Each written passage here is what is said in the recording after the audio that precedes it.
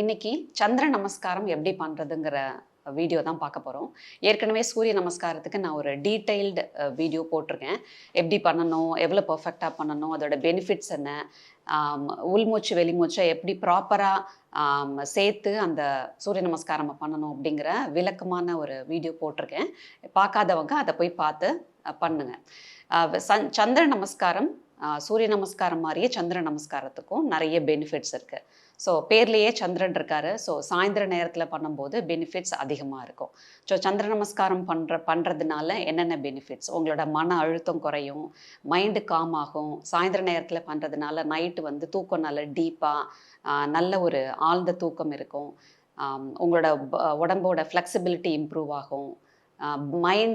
Mind body ரெண்டுத்தோட பேலன்ஸும் improve ஆகும். உடம்புலையும் அந்த பேலன்ஸ் பண்ணுற கெப்பாசிட்டி இம்ப்ரூவ் ஆகும். உங்கள் மைண்ட்லேயும் அந்த சமநிலை அதிகமாகும். நிறைய சொல்லலாம். இதெல்லாம் வந்து முக்கியமான பெனிஃபிட்ஸ்.